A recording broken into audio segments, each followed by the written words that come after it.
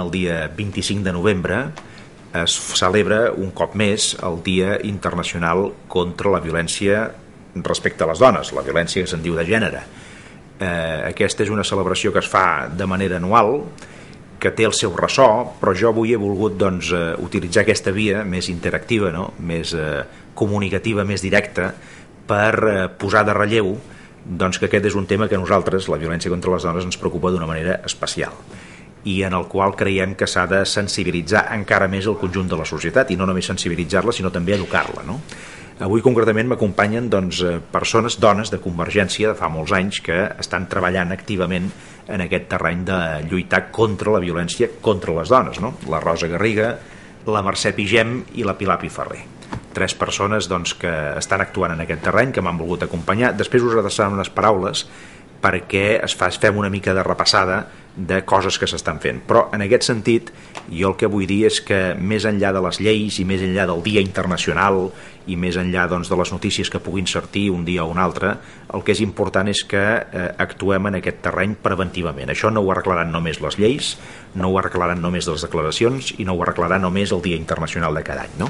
Tot això serveix, tot això s'ha de fer, però a més de tot això s'ha d'educar el conjunt de la societat, i això comença per filtrar aquesta educació en el conjunt de la societat, que vol dir tota ella, des de les persones més joves fins a les persones més grans. Aquest és un fenomen creixent, el de la violència contra les dones. Fa molts anys que dura, de fet ha durat sempre, ara és més notori, se'n parla més, s'hi actua més, però no s'hi actua prou. I jo he volgut llançar aquest missatge, primer perquè es vegi que des de Convergència estem molt actius en aquest terreny, segon perquè ens preocupa, i tercer perquè veureu a través del testimoni d'aquestes persones nostres, d'aquestes dones de Convergència, que realment és un tema que no només ens n'hem d'ocupar, sinó que hem d'incrementar tota l'actuació per intentar filtrar aquesta preocupació arreu de la societat catalana. Evidentment, Artur, les lleis no són suficients en aquesta matèria com en tantes d'altres, però són necessàries i més en aquest cas perquè la violència contra les dones havia estat en l'àmbit privat. Quan fa 30 anys acompanyàvem a dones a comissaria, et deien, escolti'm, això és un tema del matrimoni, que ho resolguin ells. Doncs bé, ara és un problema que totes les forces polítiques l'han de tenir sobre la taula, i això està bé.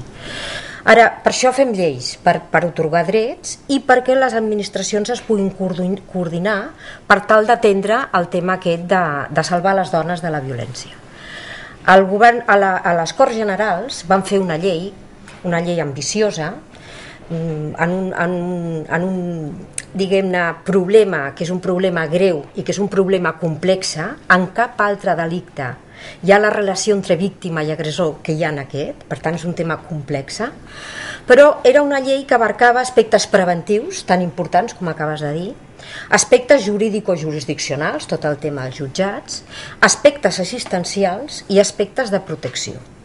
Però clar, això, el competent no era només el govern de l'Estat, sinó que els competents en els aspectes justament preventius i assistencials i també de protecció en el cas de Catalunya és el govern de la Generalitat i també per extensió a l'atenció primària que es fa en els ajuntaments. I aquí l'important són els recursos i vull assenyalar que l'any passat el govern de la Generalitat va tornar en el govern de l'Estat 1.600.000 euros perquè no havia exhaurit les partides que se li havien donat per atendre parts estructurals i part, diguem-ne, d'infraestructures del tema de la violència de gènere. Jo crec que això és una actuació que no es pot repetir perquè estem molt mancats de recursos, amb tot, i en aquest tema també. Sí, jo justament faig referència, agafant les paraules que diu la Mercè, doncs, de la traslació d'aquesta llei aquí a Catalunya. Després de la promulgació d'aquesta llei a l'estat espanyol, doncs aquí el 2 de maig del 2008 s'aprova la llei per erradicar la violència masclista i aleshores es defineix realment el que és els trets característics de la violència i s'estableix en quins àmbits es fa, però sobretot s'atorguen, es diuen que es donen una sèrie de drets a les víctimes de violència i alhora, a més d'aquests drets, s'estableix la creació d'una xarxa interrelacionada entre les diferents administracions i els diferents serveis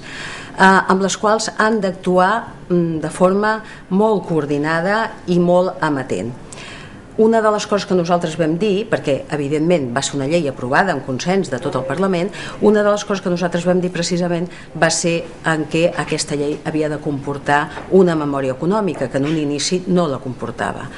Finalment es va posar diguem-ne, la part, aquest estudi econòmic, i és una llei amb una gran declaració d'intencions, però el que crec és que, a part dels recursos econòmics, també calen els recursos tècnics i sobretot una voluntat molt important de coordinació entre les diferents administracions i entre no solament les diferents administracions, la local i la de la Generalitat i la de la justícia, etc., però sinó també amb les entitats del tercer sector que s'hi dediquen.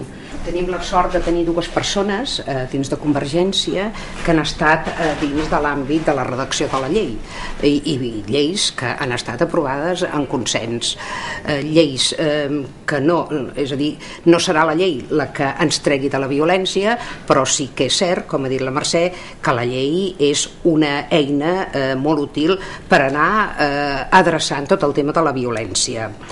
Amb dues lleis preveuen l'atenció assistencial, la prevenció, és a dir, tot el que comporta a l'àmbit de la violència quan la dona està plenament en el procés de recuperació, de reparació del dany infringit.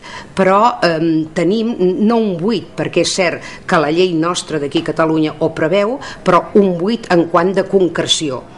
Què passa amb aquestes dones quan surten dels serveis que les han ajudat a la reparació de tots els danys soferts? Doncs què passa? Que no poden refer pràcticament la seva vida. Per què?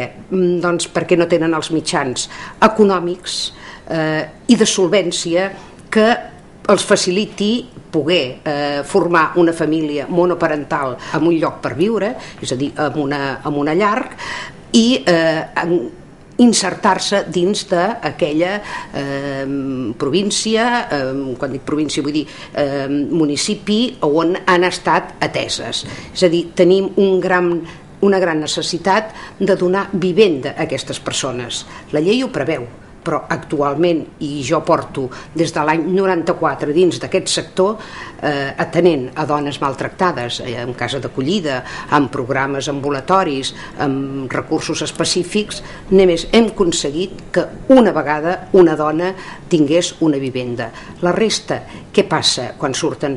Doncs han d'anar a viure, a compartir habitacions, a malviure. És a dir, contribuïm a engreixar la bossa de feminització de la pobresa. Si això no ho solucionem, és a dir, si els poders públics no solucionen això, les dones estaran molt ben ateses, que és el que cal. Però després, a l'hora de reiniciar la seva vida fora de l'atenció, les aboquem a processos marginals.